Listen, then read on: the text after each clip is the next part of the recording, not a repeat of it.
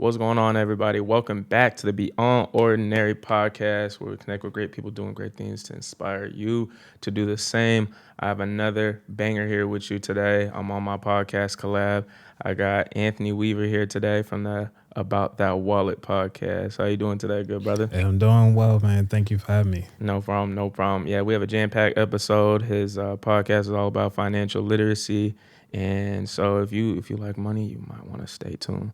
So Anthony, tell us about who you are, your story, everything. Like who is Anthony Weaver? Yeah. So, I usually start off to say that I grew up just having the understanding that money is always something that we're going to need, and realizing that, we had problems in the household where food was never really, food was actually always an option to have inside the house. And what I mean by that is like, I always had wish sandwiches. I'm not sure if you ever had one of those where you wish you had some meat.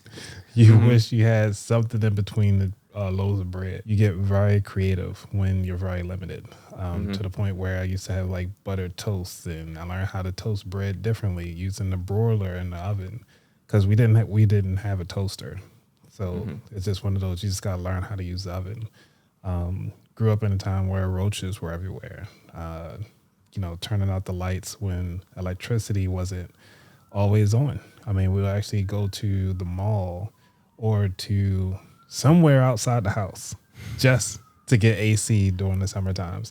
During the winter times, if the heat was out, just throw an extra blanket. That's what it was. When in no hot water, so we actually had to boil, because we had a gas as well. So we had to boil the water to actually get inside the tubs to take baths and stuff like that. So you had to share the tub, and you make sure you want to be the first one in, because you're getting dirty from the rest of them. So yeah, with a 7-person household. But dealing with that and understanding like how money is very important inside the household, I didn't think that we were poor. I just thought that's what everybody else did. Yeah. Because, in the day of now, everybody's showcasing what they do. But back then, cell phones wasn't popular. If you had a cell phone, it was about the size of your remote control, actually like 2 of these. And it felt like you was getting cancer at the same time, like talking on them bad boys. But that's what you had. But growing up, man, I would just say, like, didn't know anything. I was the first generation to go to college, finish college, first one to get my master's degree, and just kind of continued on to push that level. And yeah, I would just say, like, that's what kind of got me into finances and really understanding a little bit more, is the lack of knowledge that was actually shared. Because when you're younger as a kid, the parents always say, stay out of grown folks' business. Yep. And because you're doing that, they don't tell you about the bills. They don't tell you about, what's going on in life and how to actually pay the bills on time. What's the purpose of a credit card? What is a CD account? You always hear about not putting all your eggs in one basket. But what are those eggs? Like, what are you doing? And you always hear those sayings, and that's what I heard growing up. And I just felt that, okay, maybe one day I'll just figure it out. And going through college, nobody told me anything about scholarships. If they did, it was just in passing. It wasn't like proactively saying, like, hey, go on and start writing your resumes. Go ahead on and start writing your essays, and start filling out your FAFSA every year in the morning, like not the morning, but early January, so that you can go ahead on and be successful when you're applying for these scholarships. That wasn't anything that was in the norm. It was just kind of like, hey, go to school, get good grades. When you're done with school, go to college so that you can get a job.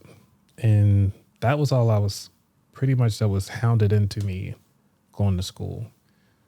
But now I have to say, what really kicked it off was my then girlfriend, now wife. She actually asked me, like, are you still paying for your cell phone? And I was like, yeah, it's only $15 a month. And she was like, no, really contact your company and actually ask them, how much does it cost to pay your phone off? Okay. And he told me it was $250. And I'm like, but the phone is already 3 years old. And so I just wound up paying that in full. And then I switched over to doing prepaid. And that was like open up my eyes up to what are the things that companies are actually telling us that we are not privy to. And so that's what kind of got me started. And I was like, you know what? Let's go down and start talking about the show. And that's kind of what got us started going. Yeah. So when you made that realization about your phone, you were paying like what, $250. Why? What was the benefit of paying $250 off like all at once as opposed to just taking that $15 a month and being okay with it, and then using that extra money to, invest in stuff like that? Well, during that time frame, it was where I was out of a relationship and I didn't have any real money to my name. So that 250 was a stretch for me to even do. Right. And so it was at a time when I was freezing everything. And so investing was in the far back of my mind to do. I didn't even bother to think about it because I needed to get my feet under myself. I had closed out 7 credit cards at the time, all at the same time. So my credit score dropped down to 300 and 324. That's what my credit score dropped down to. So nobody was giving me anything. So I'm coming out straight cash as much as I can.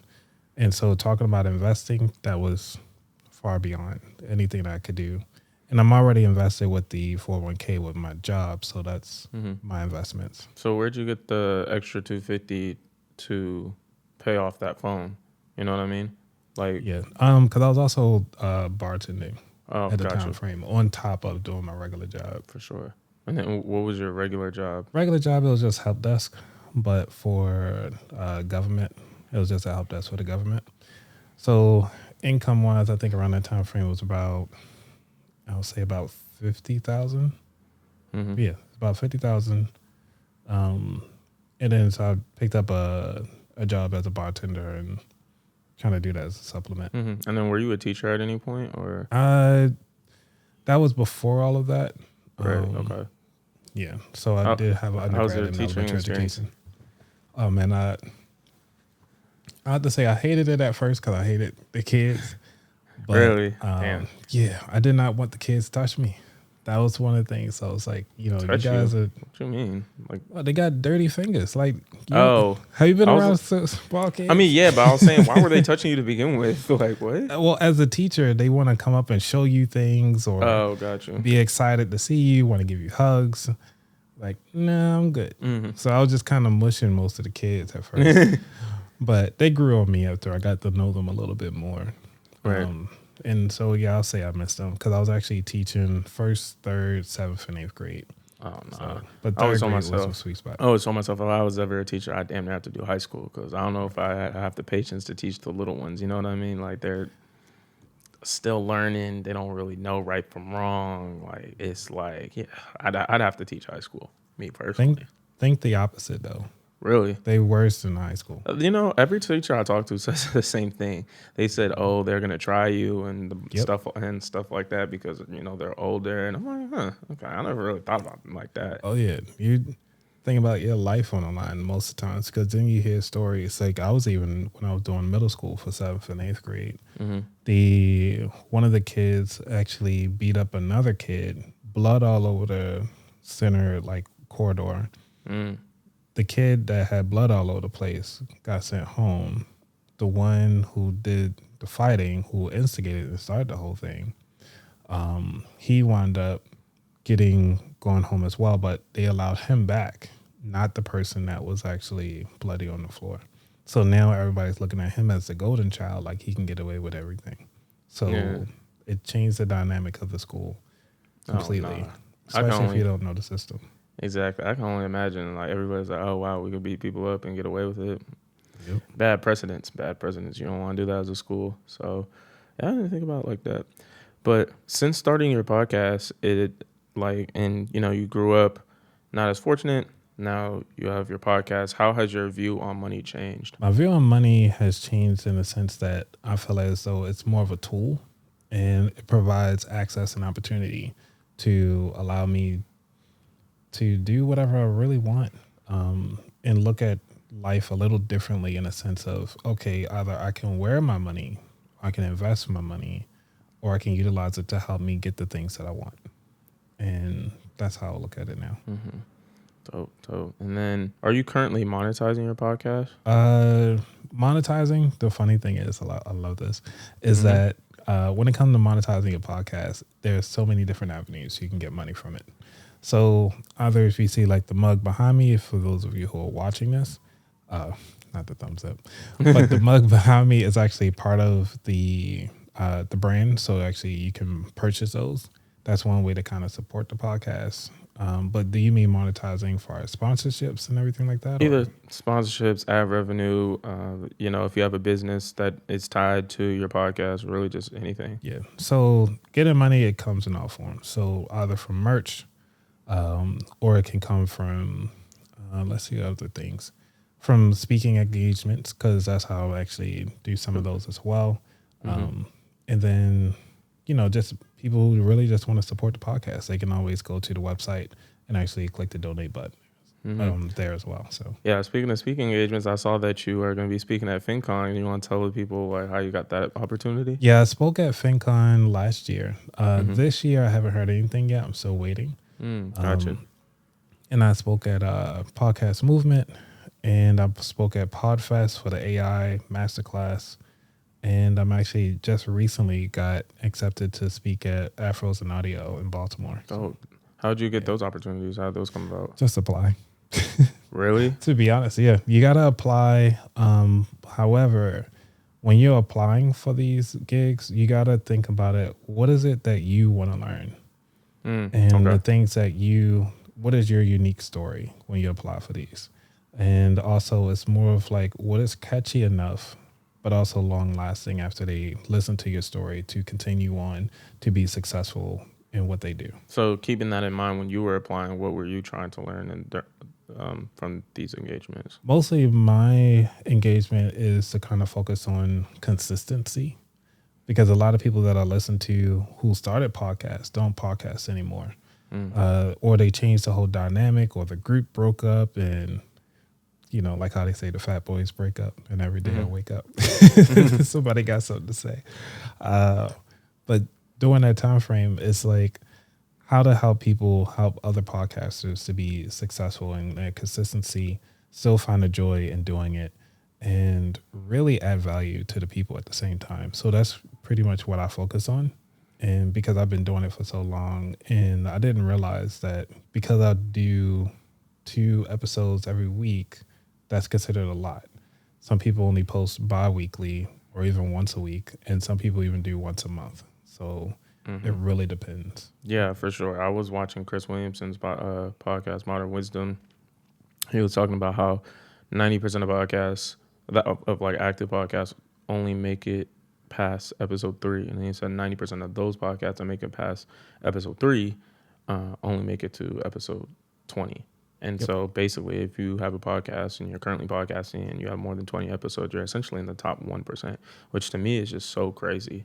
Like one of my fraternity brothers, I think we were talking on the DMs. I think I posted on my Instagram a couple days ago, but I was just talking about how like a lot of times like you don't even have to be better than the competition. You really just have to be consistent. As long as you just keep going and don't quit, then you'll beat out the competition. Yes, but you also still got to continue to add value. Oh, for sure. Yeah. Because I was thinking about like, Blockbuster is still pushing, but they're not innovative at all, but they still there. I didn't even know that they were still around. But in terms of, for you, you're doing twice a week, and I know that has to be a lot. I'm doing once a week, and for me, I'm just like every week, I'm like, all right, what do I got lined up next week? Like it's a lot of work. So how are you getting guests consistently to be able to do twice a week? Be genuine, be yourself. Honestly, a lot of people come to the show because they actually really enjoy me and just kind of like enjoy my either my thought process or just really enjoy they just like to have fun. And because I like to have fun on my show, just kind of talk about all the different things. And, used to have drink sessions on my live shows. I think a lot of people are asking me to bring those back, but we'll see. And just the basic interviews, because one of the things that when I interview people, I try to talk more about who they are as a person, but also as the business as a byproduct, and want to keep it that way. Because there's a lot of podcasts, they only talk about like, hey, who this person, not even who they are, but just strictly about what they can do for the community and so forth. Like, that's great. You can get that from another show. But for my show, yeah, we talk about that wallet, but we also want to talk about you as well. Major key. You want to be personable, right? So that's honestly part of the reason why for me and the way I wanted to brand my podcast. Like on my YouTube is my name. My name instead of just the podcast name. And that's because I want to more so have a personal brand and not necessarily like a podcast brand. I want people to think, oh yeah, Myles Youngblood has a podcast, as opposed to, oh yeah, there's the Beyond Ordinary podcast and Myles just so happens to be the host. You get what I'm saying? I want to be a lot more personable. That's why I like to get in the nitty gritty of I would say things. It depends on who you talk to and how you want to do it. No judgment there. I'm just thinking about, like, for me, honestly, I would like to sell the podcast. Really? Like, I'm building it up. I already got trademarks, got the website going, working on the SOPs. Because my SOPs are straightforward, like far as getting interviewers, the interview process, the editing and everything like that, putting it out. That's all has a process. So all of that is already written out. So if somebody's just say like, hey, I want to buy your podcast for like, I don't know, like $2 million. I was like, cool, here you go. Like, I can still be the host. It's just that somebody else owns it. Don't matter to me. But, that's the thing. I didn't even think about it that way. Yeah, but for me, I mean, I told myself I gotta just give myself like 2 years to be consistent, and then I could start thinking about all that. I think this is my 13th episode I've recorded. So I'm still in the weeds. My goal was actually originally I was going to do bi-weekly when I first started, and then I had a back catalog of like 4, and then I posted my first one, and then I was like, you know what? Let me challenge myself and see if I could do weekly. And I started doing weekly, and I was like, oh well, I'm not gonna say it's not hard, but I was like, oh, it's more doable than I originally thought. And so then I was like, all right, let me just keep going. And I haven't missed a week since, and I think like 2 months, 2.5 months, something like that. So, and I'm almost at 500 subs. By the time this comes out, I'll probably be at 500. I think I'm at 497. Nice. So yeah, I just gotta keep pushing for that 1,000 so I could get monetized, and that's the first milestone. Yeah. So you talking about as far as on YouTube or actually on your subscription fees for like Apple or Spotify subscriptions? More so on YouTube. I've been checked my analytics on Spotify and Apple Music. It's not nearly as much. I probably get like maybe a couple plays here and there. That's very sparse. But I know those people will come around eventually. I don't promote my podcast as much over on the audio platforms as much as the video, because I also have the short form platforms, which we were talking about off camera, and posting on all platforms every single day. I'm probably gonna ramp up to twice a day just to continue to feed the algorithms, and those have been helping for sure. Yeah. So one of the things that also with the podcast thing, and this is most of my talks are about, is helping people avoid burnout. Because I'm coming up on 4 years, and congrats, that's thank you. Time. Yeah, I'm trying. Over 200, I would say 260 episodes already on my main platform, and obviously my live shows are going on another RSS feed, so I'm not even including them anymore. So it's like, I think I'm up to almost like 280 episodes that I've done recorded. So, it's just trying to really find that sweet spot that's for you, and really carving out that time on when you are blocking out life to actually focus on the things that you want to do. So, and that's one of the things that got to build those barriers in. For sure. Yeah. Burnout is definitely a thing. And I want to ask you, have you ever dealt with burnout in your 4 years of podcasting? Oh yeah.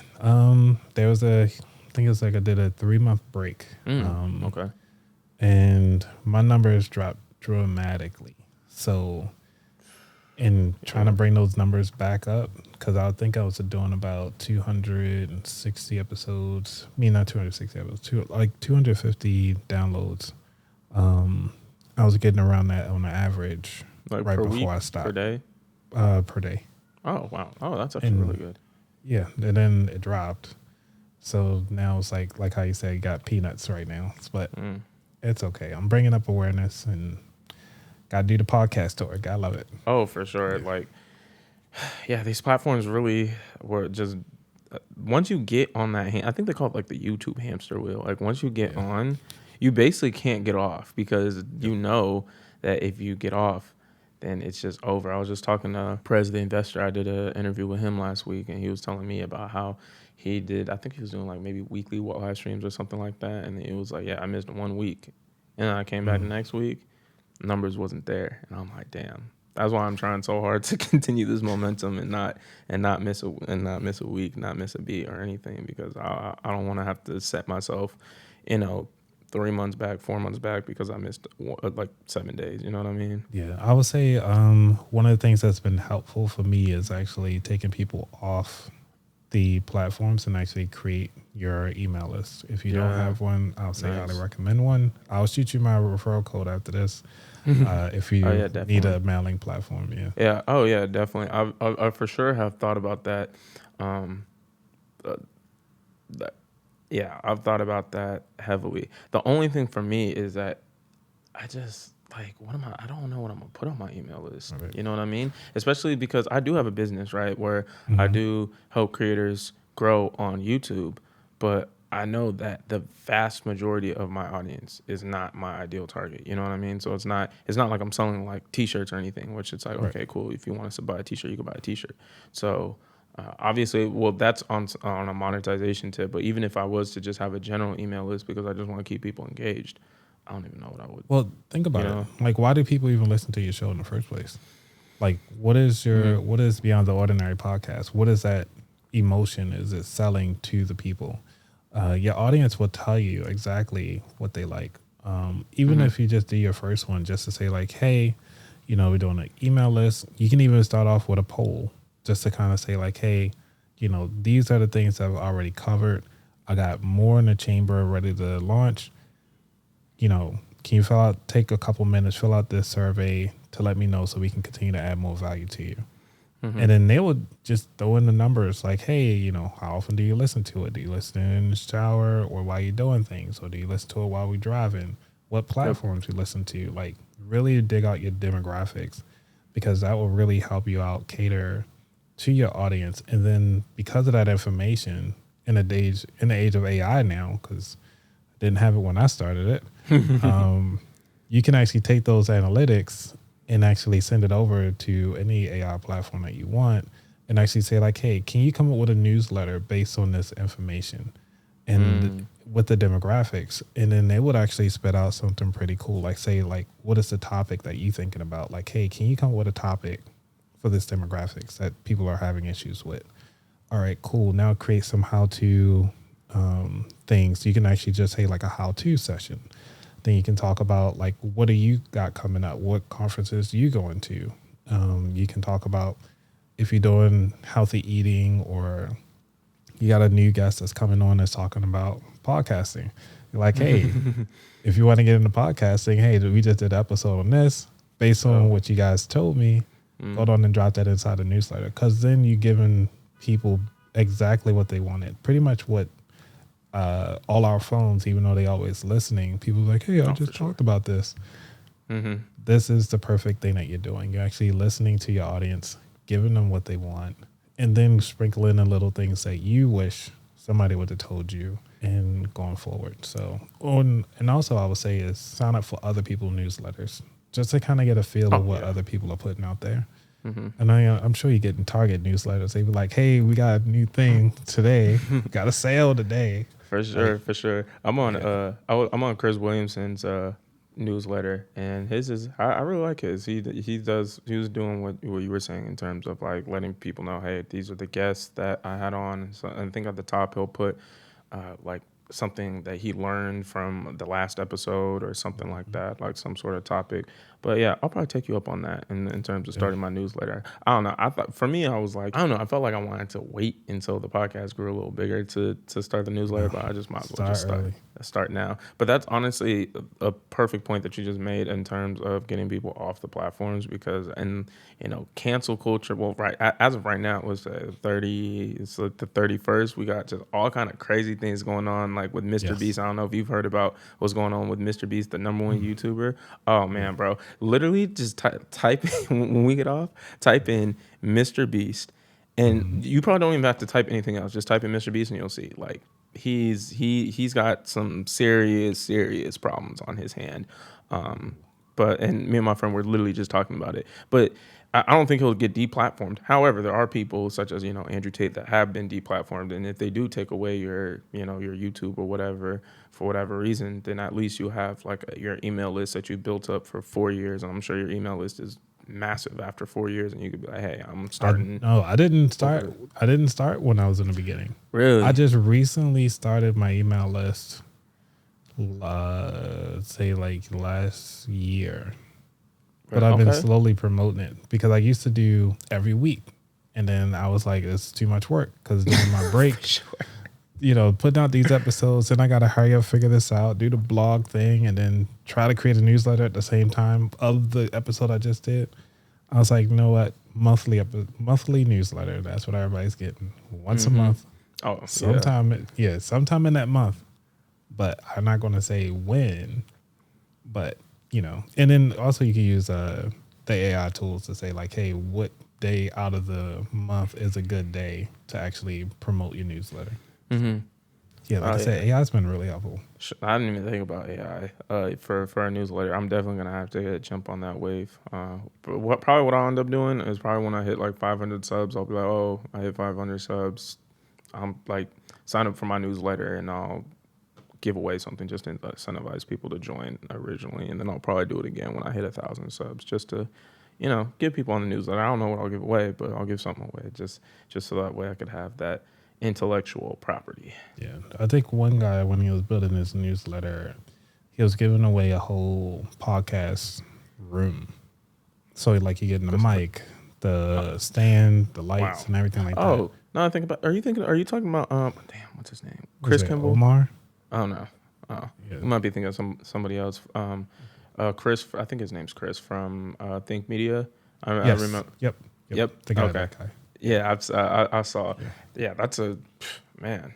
That's worth thousands right there. Right. So just signing up for his newsletter, that was the wing for there. So as a newsletter launched, that's what he did. So he did everything that he said he was going to do prior. So yeah, marketing is one thing, but how do you market versus just do it dirty, just start. And that's the way how I always did it. It was like, I'll figure it out later. Let me just go on and start it. And then it might cost. Yes, it's going to be a cost to being ignorant. However, that valuable information that you learned just because you started will set you so far apart from those other people who are going through analysis paralysis because they just keep thinking they want to make it 100% perfect. Just start. Hey, man, I appreciate the wisdom. This is literally why I started the podcast and why I would like to bring other people who have podcasts on. You're actually the second person that I brought on that a podcast. It had Summerhill on Monday. I can't wait to drop these and network with other people and get on their shows. Oh, actually, speaking of getting on other people's shows, like how do you go about collaborations and for your podcast? Getting on other people's shows. To get on other people's shows is really easy. I noticed that there are actually platforms. So for those of you who are looking to get on other people's shows, such as this one, there are headhunters out there that people will pay $3,000 just so they can find a podcast so they can be on it. I'm like, y'all paying this much money just to get on a podcast? Well, you could have just emailed me. Like, that's it. But honestly, like to get on other shows, I'll just look at what they're doing. Does it resonate with what the message that I have? And what are the values of that particular person? So if they have like malicious values or malicious views on things, sometimes I try to stay away from that because I don't want that part of the brand. However, I'll still represent my brand as much as I can and myself more than likely. But when it comes to getting on collaborations and stuff like that, I usually just ask people. And especially since I'm in the finance community, I talk to other financial people who've written books. Most of the books are behind me. Yeah. who are doing like real estate, anything, anybody really, even if it's just a person on the street. Everybody has a money story, and so I like to highlight everybody's money story. Like Yep. one of them that I use all the time is this lady who actually decided to become a mom on her own, which means like she went to the sperm bank, went through that whole process.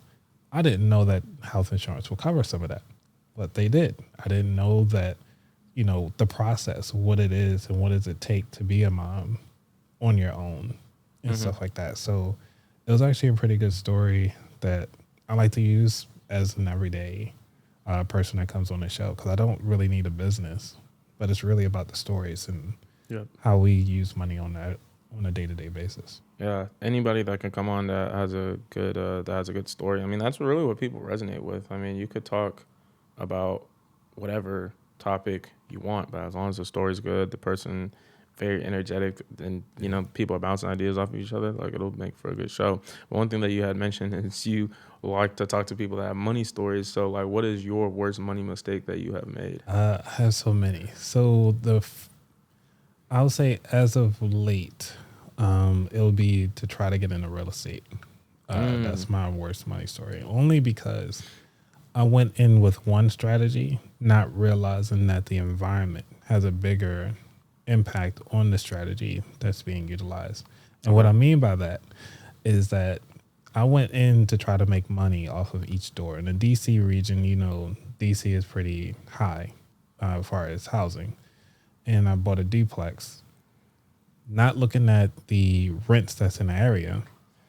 I was like, okay, cool. Somebody will pay this price to cover the mortgage, at least to cover the mortgage. And then I started like fixing it up and everything like that. And midway through, I looked at there's a multi-room apartment complex that's being built, and they are charging people only $1,800 to stay inside one of the rooms.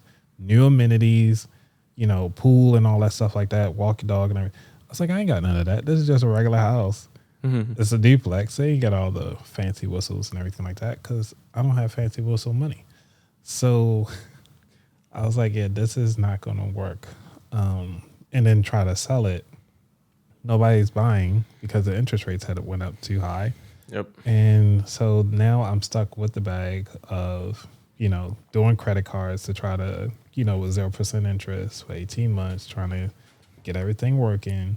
And then it's just not working out. So that's one of the things I would say is my biggest money mistake, is realizing is not doing all the research up front, and really taking a deep dive into the possibility that, hey, nobody's going to buy your property. Nobody's going to be there to take on that extra debt. Or even when you talk about refinance, it costs money to refinance. To then get you out of that loan to get a bigger loan, it was like, oh yeah, talk about the equity. There is no equity when nobody's buying it. Like, you already bought top of the market because of the interest rates were already low. So it's like interest rates are high, prices come down, nobody's really buying. So it's just a big whirlwind. But once I'm done, once it's off my books, I'm gonna do a full episode on it, like how I purchased it, what happened midway, and then how I got rid of it. For sure. For sure. So if you could go back and do something different in this specific situation, what would you do? I would have lost my earnest money because during that time frame, I put down like $1,000 for earnest money. And for What's those of earnest you- money? So earnest money is money that's saying like, hey, I really want to buy this property. I'm interested in this property. And if you decide to say like, you know what, hey, this ain't gonna work out, you can walk away. That person will get your earnest money. Like even if you put up $10,000, that person who was selling the home will get the $10,000 in their pocket if you decide that you don't want it. If there's nothing wrong with the property, if there's something wrong with the property and you say you don't want it, you will get back your $10,000. It's just trying to say like, hey, I'm putting down like, hey, I'm really serious about buying this property. Yeah. That's what that is.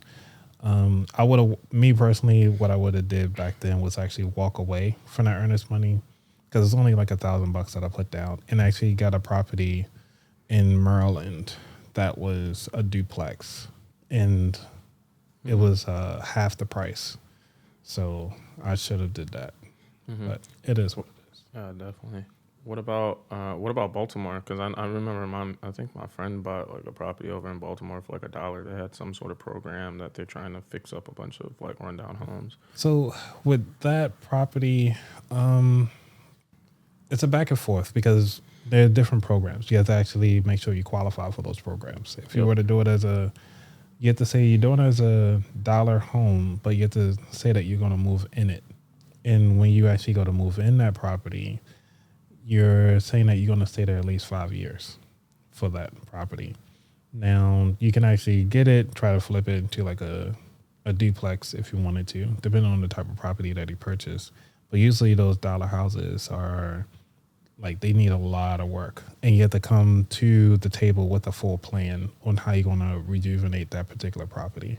So you have to do, again, a lot of research, make sure you go in there with a clear mind and understanding like this is a long-term play, not a short-term play. And then I know a lot of people get into real estate because they say that it's passive income. Do you have any thoughts about that? How passive has it been for you? It hasn't been passive because I got to pay for it. Still got to pay the mortgage. Still got to. Yep. One of the things that people don't talk about when it comes to real estate is that you're the last person to actually get paid. Everybody else eats before you do. So you think about like the realtor getting paid as soon as you buy the property. Yep. Before you even get any money in, the title company is getting money. Your insurance company, bank is actually getting money. When you go to look at the contracts to kind of get everything going, so you got the house inspector getting money, you got the appraiser getting money, you have the contractor, just the person that's your general contractor getting money, the people who doing work getting the money. Water people get money, electricity get money. Like this is before you even put furniture in to try to even do an Airbnb. So everybody's getting money. Then you got to buy the front. Like everybody's getting it until somebody comes in and say like, hey, I got some money to do this or to sit in there. That's the only time you get some money. So understanding that, I have to say that's one of the things that I hope everybody take away from this process. Yeah. And this is literally why, like, my parents, they have, I think, a duplex in California or something. I forget what they have. But they always keep telling me, it's like a semi-annual thing where my parents heckle me about getting a property. And for the exact reason that you just listed is why I don't. Is because it's like I'm not trying to get, it's not passive. I'm not trying to get paid less or paid last. And I'm also not trying to split my attention between, you know, I got podcast business, like full-time stuff that I got going on and trying to, you know, get in the car and drive up to wherever the property is to take care of something. It's not it. Well, I mean, not to deter you, I would just say do your homework. And understand what you're getting into. So a lot of people will say, well, it's an equity play. Or, you know, you want to make sure you get $200 per door that you get. That's the average thing that people say on Bigger Pockets. And I'm like, so you spending all this money, all this time just for $200 a month? Literally. Right. Literally. So you can invest out of state and get something else. Yeah, that's great. But, you know, you really got to look into what you're getting in for. So DC, I look at that market as more of an equity play. You're not there to get money off the top. So you might be spending money while the resident is in there. You might have to split the cost for a bit, but you're looking at the long-term play. Like, hey, they building up properties around. Everybody's building up the streets and roads and stuff like that. So by the time you're ready to sell, you have some equity in it, and that's what you're looking for because you want to buy low, sell high in that property. Mm-hmm. But you know, everybody keeps saying, well, the property is worth this. No, don't do if you always hear this, I like to share this as well, if you don't mind. Yeah, go is ahead. That when it comes to buying your property and people keep saying, well, just take the HELOC and use the equity of your current home to go buy another property. No, you don't do that for your primary property. That is hustling backwards because if anything happens, you got now a second loan or a second mortgage taken out on your current property. You got to pay both of those. Mm-hmm. And if you're not careful of understanding that it's actually a split bill, not the same one bill, you could actually lose your home on that second mortgage. And people are out there actually buying those second mortgages because a lot of people don't know that those are tax liens against, those are liens against your home, your main property. Now take that out, that little HELOC out on some on the other property and stuff like that. Don't do that against your home. It's hustling backwards. Appreciate that tip. Appreciate that tip. Yeah, for me, I'll get into real estate when the time comes. I'm not necessarily 100% ruling it out. It's just for me, it's just that it's not worth the time and energy and effort at this moment for me. But speaking of money, what are some of the most common financial mistakes that you hear people making? The common financial mistakes is it depends. I would say common is like really they don't know where their money is at, and that they spend so much money on food, and that they did not. It's just almost like a combination. It's like a thread pull here. So what I mean by like they keep buying out food, they go out hang with their buddies and stuff like that. When they were younger, every weekend they would go out to party. Then you get, okay, man, I really wish I should have invested in this property. Not property, but invested inside the stock that I had $100. Like I could have used that to invest in like Google or something like that way back then. And then they didn't do it. So it's just kind of like those missed opportunities. And then I'd say like the second or the third biggest one is not taking advantage of their employer's benefits. And what I mean by that, it's really looking at the leverage of learning a new skill, getting a certification from that employer. And because when you have your own business, you got to come out of pocket for all of that. You got to learn that whole new skill on your own versus having a company that's already paying you your annual salary to go learn this new skill that is transferable to anything. So like even my current job, my current 9 to 5, they actually was like, hey, I heard that you do a podcast. Can you do something like that for us? And I was like, sure. So I'm getting paid to do a podcast at my job. Really? Like, yeah. So I'm still getting my paycheck. Like, I'm having so much fun just to do that. Like, shoot. Right. Yeah, getting paid at work to do something that you was already doing. Yeah. That's what that's a dream right there. Yeah. So, I mean, and that's one of the things like I try to let people know is like, yo, take full advantage of your job. Like traveling, you get those travel miles points on your points and everything like that. Sign up for all of it. Sign up for the, somebody's going to travel, go ahead on and do that. And just take advantage of, the hotel points so you can travel for yourself for free. Just fly for free, food for free. Like, yeah, man, there's so many things out there that these companies have already took years to build. You start from ground zero when you're doing your own business and trying to get back to, like, how long will it take you to start getting your own benefits where you can actually pay for your own schooling? You can pay for your own certifications and your business is still running. Like, this is extra money that they throw away because people don't do it. Like, getting a college degree, these companies will pay for your college degree. So it's like really taking advantage of these 9 to 5s. So everybody want to be an entrepreneur. It's not easy. Oh, it's definitely not easy. Everybody wants to be their own boss, but I don't think people understand that. Like when you start a business, like you're building the infrastructure. Like you have to build the infrastructure. When you go to your 9 to 5, you already come into infrastructure. You have the hiring manager. You have all these systems in place. But if you start a company from zero, you have to be the one to build, not only build the systems, but make sure that the systems are actually good, make sure that they're running, and then make sure that these systems can run without you. And that's probably the biggest one that I'm trying to eventually get to is kind of remove myself from a lot of the process. Like I have a team that helps me with the podcast, and I started training my VA on like different things in the podcast that I was doing, so that way I could free up my time. So that way I can literally just end this call, shoot her a text, and be like, "Hey, just finish this, please. You know the drill. I showed you what to do, and just have everything taken care of, and just look at my YouTube and see the the episode in there, but that takes time, training, all sorts of stuff. That stuff doesn't happen overnight. Yeah. So that's the reason why I go back and forth when people keep saying, work smarter, not harder. It's like, but you have to work harder first to realize that you need to work smarter. Mm-hmm. Like a lot of people were running around all over the place before they were like, oh man, we can turn rocks into wheels and start making our own vehicles. Like this stuff, you have to work hard first. Like, so I still do my podcast 100%, all the editing, me is everything.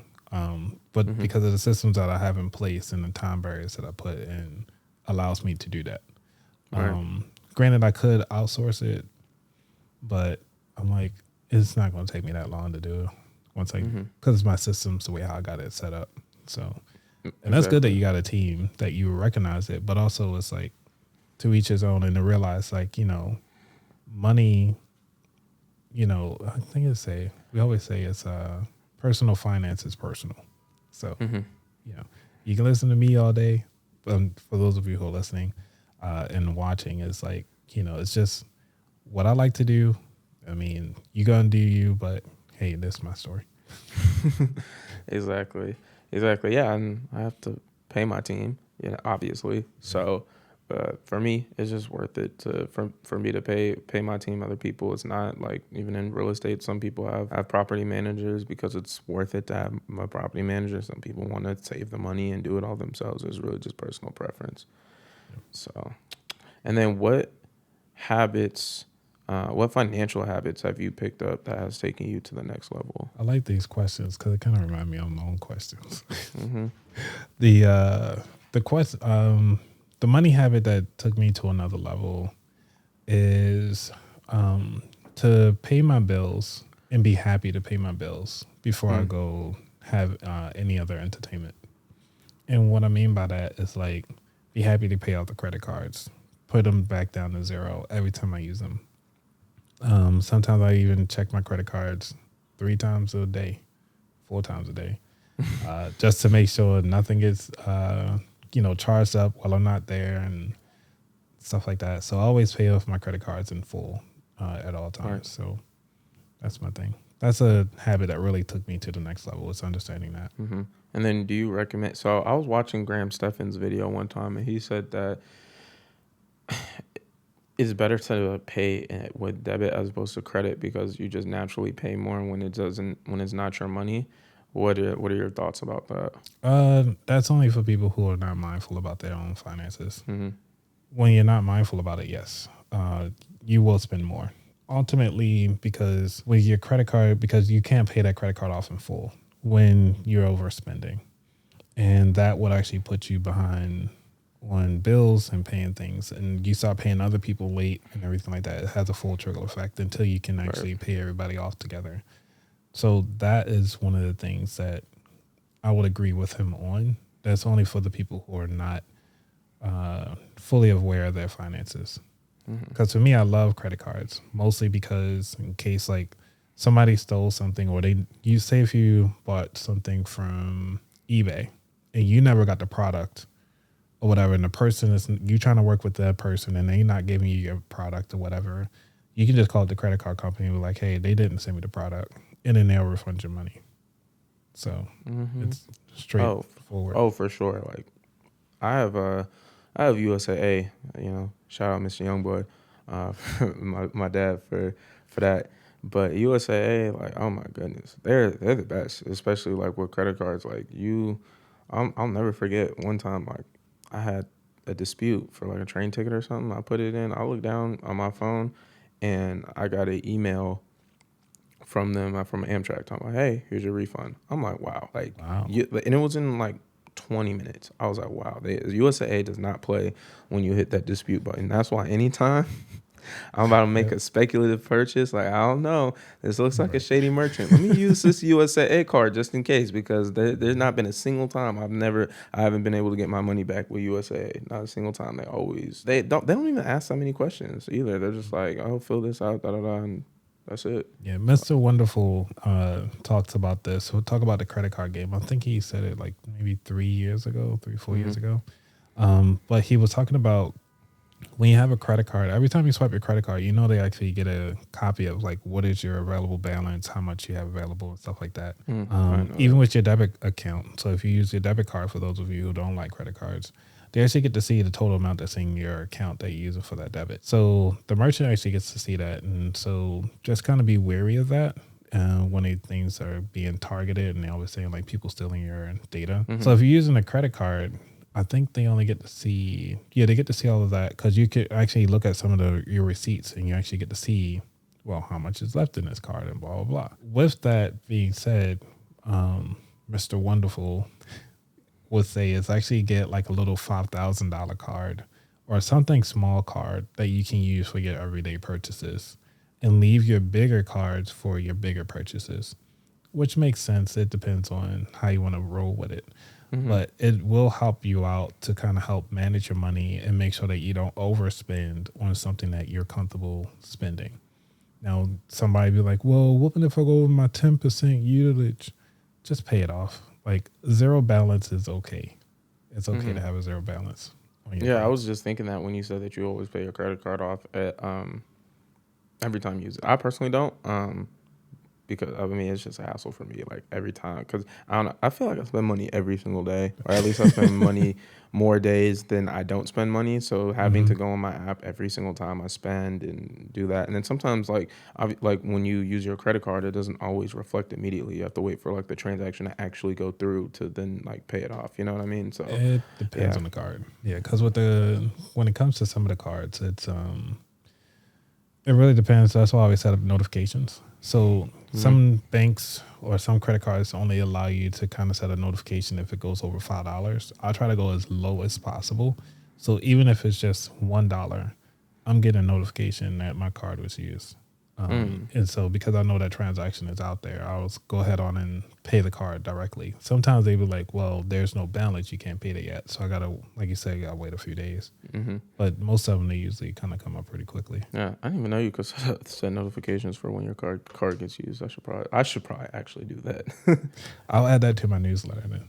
Oh, for sure. That could be a whole section. You know, Right. you can have it be like debit card versus credit card. That's a section. Because I have a friend. He like strictly debit card. Like I don't think he's ever had a credit card. I've told him a million times. I'm like, bro, just get a credit card, bro. Especially the main reason why I have a credit card is because I'm spending money that I would have spent anyways. So at the end of the year, even if they're only giving me 2-3% back, when you add up all your expenses at the end of the year, you look and you probably spent $40,000, $50,000. So that's basically free money because you was going. It's not like you weren't going to spend that money. You was going to spend it anyways. So that's why And I got a then credit card. also, if you have real estate or if you have a home, you can actually turn that money into help paying off your home faster. So, Exactly. if you put that directly to the principal, you can call it like your home multiplier machine if you want to. And so every time you get that money back, it helps take away because most of the banks now would actually tell you if you put this much towards the principal, this is how many months or I think months or almost years that you'll take off your bill just because you put this amount towards your mortgage. So you can Exactly. actually do that. And that's why I recommend for people who like cash back and just really don't care about anything else, then you can do that. For me, I'm a points guy. I love going to hotels for free and flying for free. So, that's my thing. And what I do is sometimes if I don't do that, I'll actually just take the cash out and invest it into something else or in like annually investments. Yeah, I think we always do a cashback because just invest that bread. And then how important is it to have or find a partner that is on the same wavelength as you in terms of finances? I would say it's very important only because I've watched too many investigation discovery channels or 2020 shows and they do the lovely reenactments and the wife wound up killing her husband because he was a spender. She was a saver and actually monitoring the money. He wanted to spend money on the whole bar and everything like that. So she wound up shooting him in the face a couple times, but try to say like, oh, it was in self-defense. But she wound up getting locked up anyway. So being on the same page is very important. Now, it doesn't mean that you guys have to spend at the same time, but to understand Right. each other's financial situation. Like, for instance, like me and my wife, we don't do the combined money thing. It's like, if Mm. you take care of the household stuff, I'll just pay you the money for the household stuff, trusting that she'll use the money for the household stuff. For me, I take care of, like, the groceries and outside the house, and take care of like cutting grass and getting everything like that. So all that stuff costs money. So I'll take care of that part. Mm-hmm. And she has her own money. I have my own money. So it's like, if we really want to do things, I actually will just, Zelle her some money, or, Cash App or something like that. It's Yep. not like a big deal or anything like that, because it's a trust thing. Yeah. And if you're in a relationship, it's supposed to be about trust. And if you don't have the trust at the bare minimum, that ain't gonna work. Yeah. Ain't gonna work. No cap. No cap. But Anthony, we coming towards the end of the episode. Just got a few more questions for you. I just want to ask, what is next for About That Wallet? What's next is that I'm actually planning on creating a digital magazine for the About That Wallet show. So I'll be opening it up to having people want to write their own articles for everyday people, just spending their money wisely, or talking about their short wins, or even talking about their big losses and how they overcome it, their stories. I'll be showcasing some of the old episodes that I have. I say episode wise, I'm actually looking to do something called loose change. So there'll be like shorts of a mix of my old episodes mixed in with some of my new episodes. So it's going to be a lot of shorter content around that. And then other, just continue on doing speaking gigs, man. I mean, I'm just excited to do a couple talks, around the U.S., and hopefully I can go international. So that's the goal. That's what's up, man. That's what's up. Rooting for you. I hope you get Thanks, that man. FinCon gig again. That'll be big time. And I will be at the podcast movement, so I'll be there to see you. And so now we got our rapid fire round, my guy. What are some favorite books that you've read? As of late, the book that I really enjoy is called The E-Myth Revisited. That was actually talking about how to help you separate your business as a person and set up all your SOPs through that process. And the other book that kind of, the reason why I talk about financial habits, is by Charles Duhigg. It's called The Power of Habit. So it's a nice yellow book. So highly recommend this book. You really only need to read the first 2 chapters. Everything else is kind of fluff at that point. Just a bunch of stories.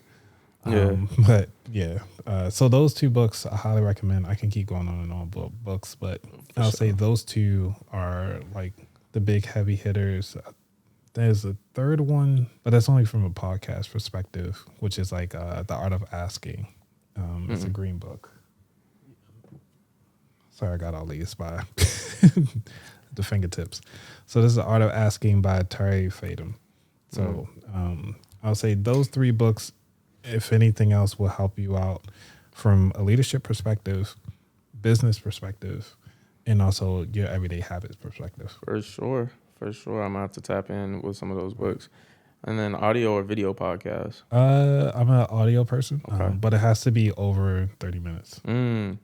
What if it's under 30 minutes? You're not listening to it? Because I go through them so quickly, because I play them at times 2.5 speed. Yeah. I can't do, like, I can listen to them, but think about it, I feel like I constantly have to hit next. And Exactly. take forever. Yeah, you'd rather just I feel that. Yeah, I listen to my stuff in 2 times speed, because a lot of people, they just talk slow. I'm sure that some people watch my podcast on 2 times speed talk about Myles. You talk slow too, so shoot, I ain't even mad at y'all. I know So, I talk slow. Yeah. And then favorite podcast host? You think of that as that yourself? Say favorite podcasts, I would have to say is Stuff You Should Know podcast. Okay. The reason why is because I actually learned a lot from Josh and Chuck. They do great research. So I would have to say they probably are my favorite podcast to listen to.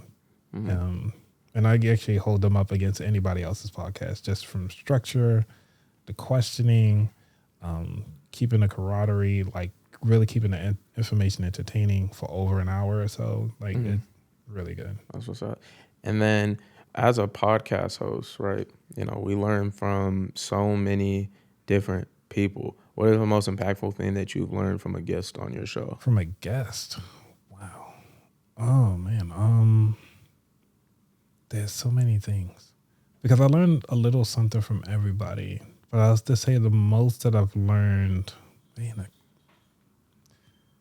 it had to be about taxes. Angelina King, is my guest that's on the show. She comes on every year, once a year, to talk about taxes, the new changes and updates and stuff like that around taxes, tax codes and stuff like that. So I learned a lot from her every time. Okay, that's what's up. I actually reached out to her to come on my show. We were supposed to connect last week, but something happened. I'm going to have to follow up with her to get her on the show. But Anthony, appreciate you, man, for coming on the show. I definitely learned a lot. I hope other people learned a lot. Where can they find you at? Oh, man, you can find me on all social media platforms at About That Wallet. Even just check out my newsletter if you want to sign up. You can even leave me a voice message at aboutthatwallet.com. That's dope. Leaving a voice message. That's new. I ain't never heard of that. Oh, man, I like to add them into the show. Okay. Oh, really? Oh, yeah, I can add them into the show. That's actually a dope concept. I've never heard of that. I might have to do that if I do a newsletter. Not going to lie. We'll see. But all right, man. Appreciate you for coming on. Hey, if you're watching this, I hope you were inspired to be great. Another great guest, another great episode, another banger. Till next time. Peace.